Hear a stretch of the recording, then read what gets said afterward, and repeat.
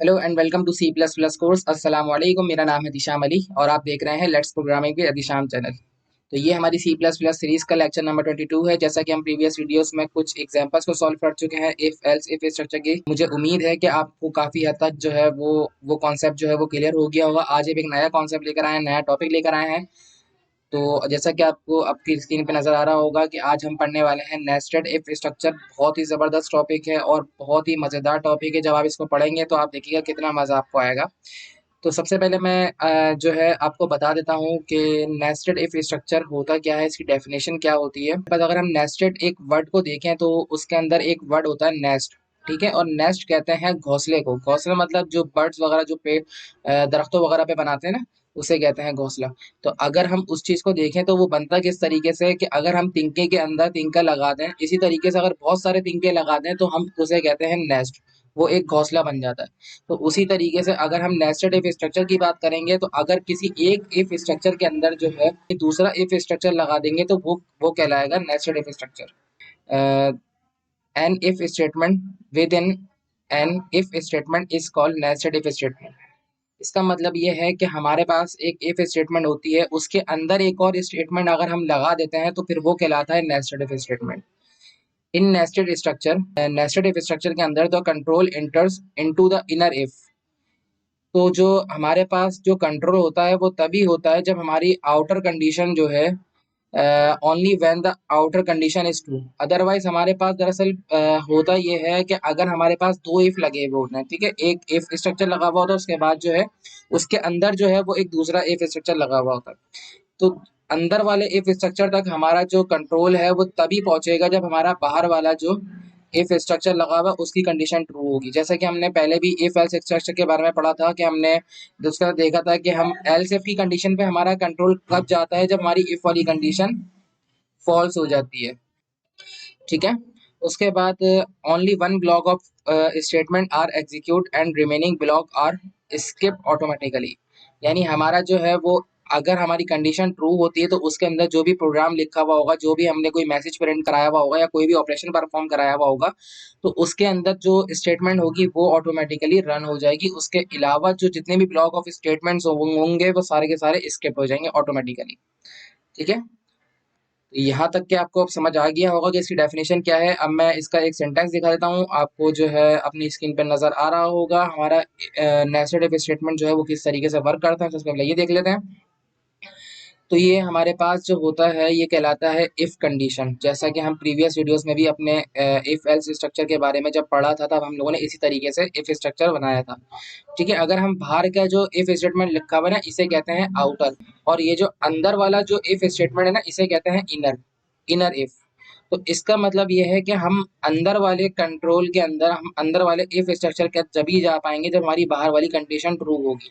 अगर हमारी बाहर वाली कंडीशन ट्रू होती है तब हम इसके अंदर चलेंगे, ठीक है। लेकिन अगर हमारी बाहर वाली कंडीशन फॉल्स हो जाती है तब हमारा प्रोग्राम यहीं से एल्स पर आ जाएगा और यहीं से हमारा प्रोग्राम जो है वो क्लोज हो जाएगा। लेकिन अगर हमारा प्रोग्राम जो है यहाँ से हमारी चेक करता है, उसके बाद हमारी फर्स्ट कंडीशन जो है वो ट्रू हो जाती है, ठीक है, उसके बाद हमारा जो कंट्रोल है वो दूसरे वाले जो अंदर जो उसके इफ लगा हुआ है उसमें आएगा, वहां पर कंडीशन देखेगा। अगर वहां कंडीशन ट्रू होती है, ठीक है, फिर उसके बाद जो भी ब्रैकेट के अंदर जो भी स्टेटमेंट वगैरह लिखा हुआ होगा, जो भी ऑपरेशन होगा वो परफॉर्म हो जाएगा। ठीक है, लेकिन अगर जो है बाहर अंदर वाली कंडीशन फॉल्स हो जाती है तो अंदर हम लोगों ने एक एल्स लगाया हुआ है। ये एल्स जो है ये दरअसल इस जो अंदर वाला इफ स्ट्रक्चर है ना, इसका पार्ट है, और ये बाहर जो एल्स लगा हुआ है ये बाहर वाला जो इफ कंडीशन है इसका पार्ट है। तो अगर हमारी अंडर वाली कंडीशन जो है वो ट्रू हो जाती है तो ठीक है, हमारा स्टेटमेंट प्रिंट हो जाएगा। लेकिन अगर फॉल्स हो जाती है तब हमारी अंदर वाला जो एल्स स्टेटमेंट लिखा हुआ है वो हमारा एग्जीक्यूट हो जाएगा। लेकिन अगर जो है हम हमारे बाहर वाली कंडीशन ही फॉल्स हो जाती है तो हमारा प्रोग्राम डायरेक्ट एल्स पर आएगा और उसके बाद हमारा प्रोग्राम जो है वो क्लोज हो जाएगा। तो उम्मीद करता हूँ आपको ये सिंटैक्स समझ में आ गया होगा। बाकी जो है हम इसका जो है मैं प्रोग्राम बना के दिखाता हूँ कि किस तरीके से वर्किंग करता है और किस तरीके से हम एक्चुअल प्रोग्राम बना सकते हैं। चलें फिर स्विच करते हैं अपनी स्क्रीन को। तो देखें, अब आप यहाँ पर आ गए हैं। हमने अपनी जो है वो इन्वायरमेंट क्रिएट कर लिया है। यहाँ पर एक क्वेश्चन लिखा हुआ है, उस क्वेश्चन को पढ़ लेते हैं, उसके बाद फिर उस एग्जाम्पल को सॉल्व करने की कोशिश करते हैं। तो हमारे पास क्वेश्चन है, write a program that inputs three numbers from user. हमने जो है एक प्रोग्राम बनाना है जिसके अंदर हमें यूजर से जो है वो तीन नंबर लेने हैं। ठीक है। और उसके बाद जो है and display whether all numbers are equal और नॉट। और हमें फिर चेक करना है कि वो नंबर्स जो हैं वो आपस में बराबर हैं या नहीं, by using nested if structure. चलिए स्टार्ट करते हैं। सबसे पहले मैं अपना प्रोग्राम जो है यहाँ पर इसको कमेंट आउट कर लेता हूँ ताकि जो है कोई एरर क्रिएट ना हो। अब स्टार्ट करते हैं। सबसे पहले हेडर फाइल इंक्लूड कर लेता हूँ, include IO stream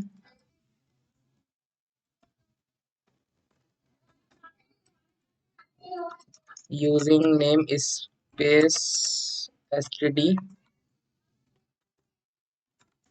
into main। ठीक है। अब जो है सबसे पहले हम यूजर से जो है 3 नंबर लेना है, तो मैं 3 वेरिएबल बना दूंगा ताकि हम उस नंबर के अंदर स्टोर करा सकें उस वेरिएबल के अंदर। तो मैं यहाँ पर इंटीजर ले लेता हूँ num1, num2 एंड num3। अब मैं यहाँ पर एक मैसेज प्रिंट करा दूंगा ताकि यूजर को नजर आ जाए कि उसने क्या इंटर करना है। तो मैं लिख दूंगा इंटर 3 नंबर्स। और उसके बाद मैं यहाँ लगा देता हूँ सीन, ताकि फिर हम जो है वो नंबर जो है वो सेव करा सकें। तो जैसे कि मैंने आपको एक बताया था कि किस तरीके से हम तीनों नंबर को एक ही लाइन में शो करा सकते हैं। पहला नंबर जो भी आया वो num1 के अंदर सेव हो जाए, दूसरा नंबर जो भी आया वो num2 के अंदर मैं सेव कराना चाहता हूँ, और तीसरा नंबर जो भी आया वो मैं num3 के अंदर जो है वो स्टोर कराना चाहता हूँ। और यहाँ लगा दूंगा मैं सेमी कॉलन। अब जो है हम यहाँ पर एक कंडीशन लगाएंगे। सबसे पहले आउटर इफ जो है वो स्टार्ट करेंगे, और हम यहाँ पे लिख देंगे कि अगर num1 का जो हमारा वेरिएबल है, अगर उसके अंदर जो भी वैल्यू है अगर वो बराबर है num2 की वैल्यू से, तो फिर ठीक है, आप जो है अपना कंट्रोल जो है वो इसके अंदर वाला जो इफ स्ट्रक्चर है उसके अंदर लेकर आ सकते हैं। ठीक है, मैं इसको थोड़ा सा एक लाइन का गैप देता हूँ ताकि आपको समझ में आ जाए।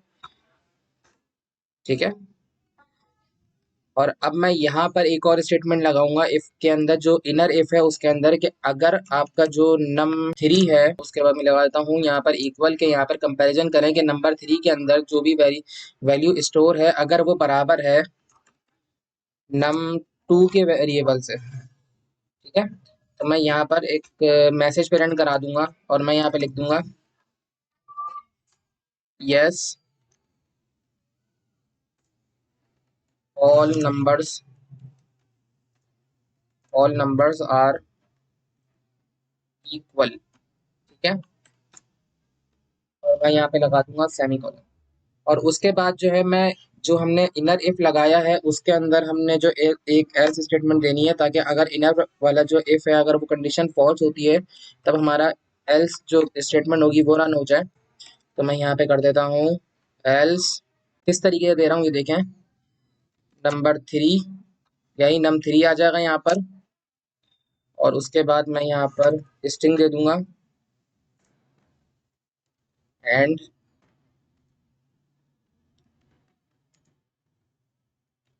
num2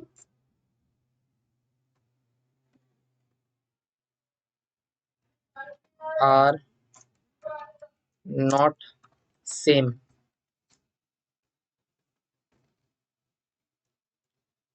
अब ये देखिएगा रन किस तरीके से होगा।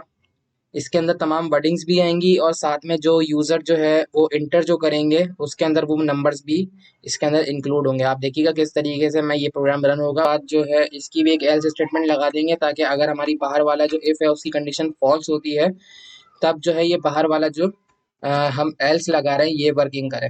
ठीक है, मैं यहाँ लिख दूंगा ऑल नंबर्स आर डिफरेंट। अब जो हमारा प्रोग्राम जो है वो कंप्लीट हो गया है, और मैं यहाँ पे लगा दूंगा रिटर्न 0। चाहे आप लगाएं या ना लगाएं, इससे आपके प्रोग्राम पे कोई इफेक्ट नहीं पड़ेगा, लेकिन एक सिंटैक्स का हिस्सा है इस वजह से मैं इसको यूज़ कर रहा हूँ। ठीक है। अब मैं यहाँ पर डेस्कटॉप पर ही एग्जाम्पल के नाम से सेव कर लेता हूँ, और फिर इसको सबसे पहले मैं आपको समझा देता हूँ कि इसमें हुआ क्या है। सबसे पहले जो है वो यूजर के सामने जो एक मैसेज इंटर होगा, इंटर 3 नंबर्स। उसके बाद जो है यूजर 3 नंबर देंगे, तो फिर वो पहला नंबर जो है वो नंबर 1 जो वेरिएबल है उसके अंदर स्टोर हो जाएगा। दूसरा नंबर जो होगा वो num2 के अंदर सेव हो जाएगा, और तीसरा नंबर जो होगा वो नम 3 के अंदर जो है वो स्टोर हो जाएगा। उसके बाद हमने यहाँ पर कंडीशन लगाई है कि अगर हमारी पहली कंडीशन ये है कि आप नम 1 को चेक करें और नम 2 को चेक करें, अगर वो बराबर हैं फिर तो ठीक है, आप अंदर वाली जो है वो कंडीशन में आ जाएं। अच्छा, अगर मैं आपको एक चीज समझा दूं कि अगर हमारी नम 1 और नम 2 अगर सेम होंगे तभी हमारा जो कंट्रोल है वो अंदर आएगा, ठीक है। वरना हमारी जो ये अगर प्रोग्राम जो है, अगर ये वाली कंडीशन जो है ये फॉल्स हो जाती है तो हमारा प्रोग्राम जो है ये बाहर से ही इसी एल्स पर आ जाएगा, इस वाले एल्स पर आ जाएगा और यहीं से हमारा प्रोग्राम जो है क्लोज हो जाएगा। लेकिन अगर ये कंडीशन हमारी ट्रू हो जाती है तब हमारा जो कंट्रोल है वो इफ स्ट्रक्चर जो हमने अंदर जो इफ बनाया हुआ है उसके अंदर आएगा, उसके बाद अंदर वाली कंडीशन को चेक करेगा।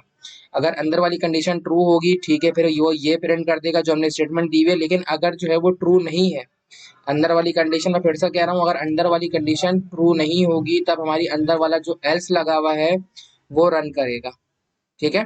और उसके बाद जो है आपका प्रोग्राम जो है वो क्लोज हो जाएगा। उम्मीद करता हूँ आपको समझ आ गया होगा। चलिए फिर हम इसको कंपाइल करके देखते हैं कि हमारा क्या रिजल्ट आता है। यहाँ पे मेरे पास एक्सटेंशन शो हो गई है। अब मैं जो है यहाँ पे कोई मैसेज प्रिंट करता हूँ। फॉर एग्जांपल मैं यहाँ पे पहला नंबर डाल देता हूँ 5, दूसरा नंबर डाल देता हूँ मैं 8 डाल देता हूँ और तीसरा नंबर डाल देता हूँ मैं 10 डाल देता हूँ। तीसरा नंबर मैं यहाँ पे 10 डाल देता हूँ। तो ठीक है, यहाँ पे मैसेज हमारे पास शो हो गया है, ऑल नंबर्स आर डिफरेंट, ठीक है। लेकिन मैं अब दोबारा से इसको क्लोज करता हूँ और उसके बाद दोबारा से इसको कंपाइल करके देखते हैं कि हमारे पास अगर मैं इसके सारे नंबर सेम देता हूँ तब हमारे पास क्या आंसर आता है। मैं यहाँ पे डाल देता हूँ 11 11 11।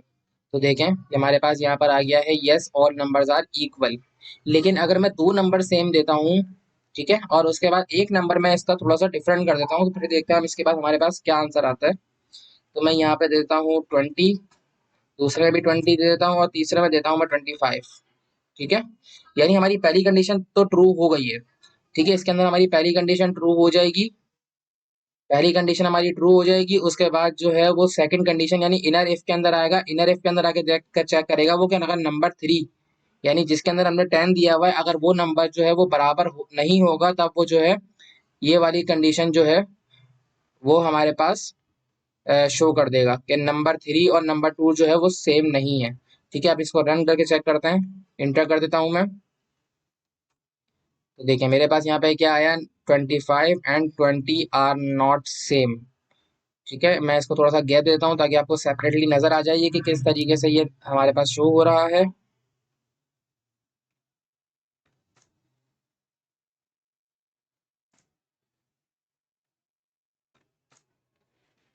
मैं इसको दोबारा से रन करके दिखाता हूँ, यही नंबर दूंगा ताकि मैं आपको समझ आ जाए कि किस तरीके से ये वर्किंग कर रहा है।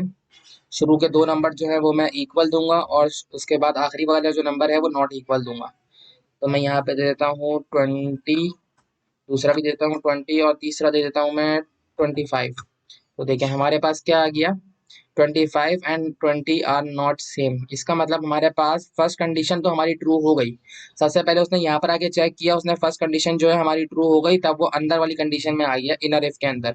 उसने आगे जो है फिर नम 3 को चेक किया और नम 2 को चेक किया, अगर वो बराबर नहीं है, अगर बराबर होते तब वो ये स्टेटमेंट जो है वो प्रिंट कर देता है yes all numbers are equal. लेकिन अगर बराबर नहीं है तो उसने फिर ये वाली कंडीशन जो है एल्स जो है वो रन कर दी कि नंबर 3 जो है यानी नंबर 3 वेरिएबल का जो भी स्टोर है वो लिखा हुआ आ जाएगा और उसके बाद जो है नम 2 के अंदर वेरिएबल में जो भी स्टोर है वो लिखा हुआ आ जाएगा और आगे एक मैसेज प्रिंट हो जाएगा आर नॉट सेम, ठीक है। अगर हमारी बाहर वाली कंडीशन ही फॉल्स हो जाती तब हमारा प्रोग्राम जो है वो डायरेक्ट हम अंदर वाली कंडीशन पे आता ही नहीं, बाहर से ही हमारा प्रोग्राम जो है वो एल्स कंडीशन को प्रिंट करता है, उसके बाद जो हमारा प्रोग्राम क्लोज हो जाएगा। तो इस तरह से हम जो है वो नेस्टेड स्ट्रक्चर को यूज करते हैं अपने प्रोग्राम्स को इफेक्टिव बनाने के लिए और अपनी मल्टीपल कंडीशंस को अप्लाई करने के लिए। तो उम्मीद करता हूँ आपको आज की वीडियो बहुत पसंद आई होगी। अगर आपको ये वीडियो अच्छी लगी है तो इस वीडियो को लाइक करें, कमेंट में जरूर बताइएगा कि आपको वीडियो कैसी लगी है और मेरे चैनल को ज़्यादा से ज़्यादा सब्सक्राइब करें। जितना आप सब्सक्राइब करेंगे उतनी ज़्यादा मुझे मोटिवेशन मिलेगी और मैं उतनी ज़्यादा आपके लिए वीडियोस बना के लेकर आता रहूँगा। तो अपना ख्याल रखिएगा, इंशाल्लाह ताला ज़रूर मिलेंगे, तब तक के लिए अल्लाह हाफ़िज़।